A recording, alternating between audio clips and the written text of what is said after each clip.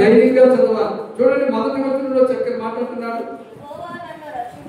యెహోవా నన్ను రక్షింపు. అబ్బా, ఈయన భలే చదువుతుందండి. భక్తిహీనుడు అంటున్నావు. మరి అది నాకు వినపోలేదా? భక్తిహీనుడు అంటున్నా కాదు. భక్తిహీనుడుగా భక్తి గలవారు దేశంలో లేకపోయింది. ఎంటెక్కలు బీటెక్కలు చదివినోళ్ళేమో అలా చదువుతున్నారు తెయ్యమ్మలాగా.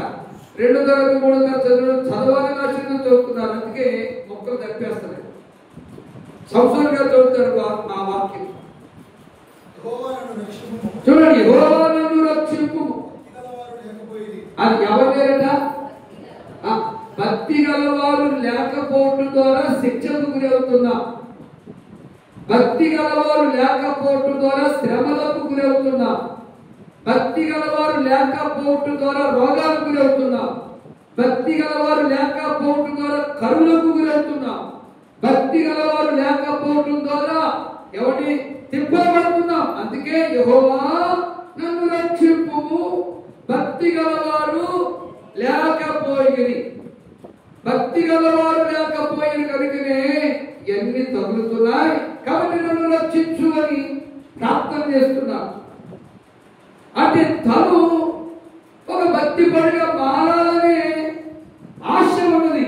మరి మనకుందా?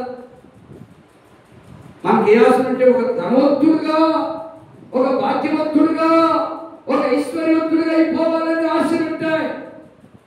కానీ ఈ వ్యక్తి అంటున్నాడు, భక్తి గలవారు లేకపోయినా నన్ను రక్షించేయా. నేను ఒక భక్తి పడిగా మారాలనుకుంటున్నాను, ఒక ప్రార్థన పడిగా మారాలనుకుంటున్నాను అని ప్రార్థన చేస్తున్నాను. యెహోవా నన్ను రక్షించు. భక్తి గలవారు లేకపోయాను, అందుకే కీడు జరుగుతుంది, అందుకే హాని జరుగుతుంది, అందుకే శోధన వస్తుంది, అందుకే తెగులు వస్తున్నాయి, కరువులు వస్తున్నాయి, కష్టాలు వస్తున్నాయి, నష్టాలు వస్తున్నాయి.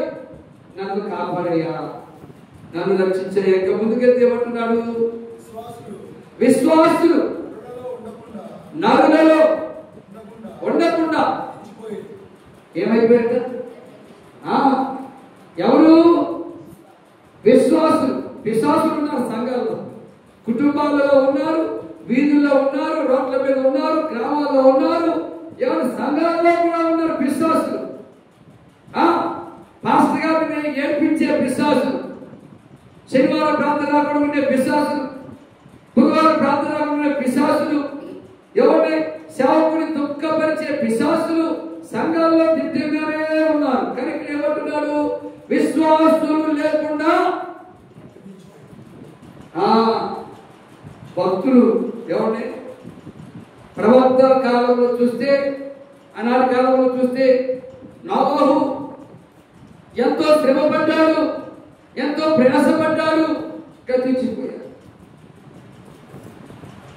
ఆనాటి కాలంలో చూస్తే దేవుని ప్రజలారా, మరి న్యాయాధిపతులు బలంగా ప్రార్థన చేసి గతించిపోయారు, రాజులు బలంగా ప్రార్థన గతించిపోయారు, ప్రవక్తలు బలంగా ప్రార్థించి గతించిపోయారు.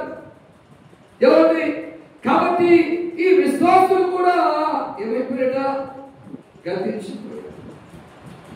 మరి ఈ కాలంలో మనం ఒక విశ్వాసిగా నిలబడాలి.